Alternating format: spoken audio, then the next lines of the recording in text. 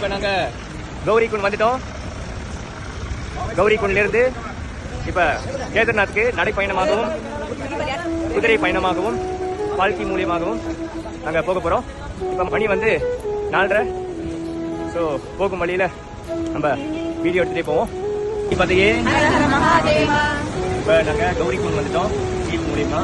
இப்போ அடுத்ததாக நாங்கள் கௌரி மாதாவுடைய ஆலயத்துக்கு போகிறோம். கௌரி மாதாவுடைய ஆலயமானது என்ன ஆலயம்னா, சதிதேவி சிவனை திருமணம் செய்யணும் அப்படின்றதுக்காக அவங்க தவம் எடுத்த இடம் தான் இந்த கௌரி மாதாவோட ஆலயம். அங்கே போயிட்டு அதுக்கப்புறம் அவங்க கல்யாணம் பண்ண இடம் தான் வந்துட்டு கேதார்நாத் முடிச்சுட்டு நம்ம தியோகி நாராயண் டெம்பிள் சொல்லுவாங்க. அங்கே தான் வந்து சிவன் பார்வதி கல்யாணம் பண்ணுவாங்க.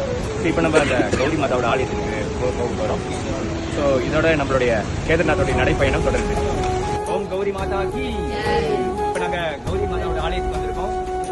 கௌரி மாதாவுடைய ஆசீர்வாதத்துடன் நாங்கள் வந்து மேலே போக போகிறோம். இப்போ நம்ம கேதார்நாத் ட்ரிப்ல வந்து ட்ரெக்கிங் ஆரம்பிக்கிறது வந்து ஃப்ரம் கௌரிகுண்ட். கௌரிகுண்ட்லேருந்து சோன்பிரயாக்கு 5 கிலோமீட்டர் பை ஜீப்ல வரலாம். சில பேர் வந்து நடந்து போறாங்க. அதுக்கப்புறம் ஃப்ரம் கௌரிகுண்ட் டு கேதார்நாத் வந்துட்டு 16 கிலோமீட்டர்ஸ். So total 22 kilometres. இப்போ பல்லக்கிக்கு ரெடி ஆயிட்டாங்க. ஓகே ஓகே பந்து.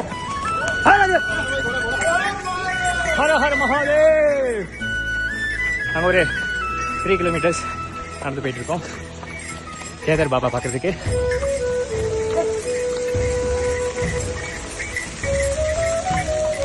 இப்போ மணி இங்க 7.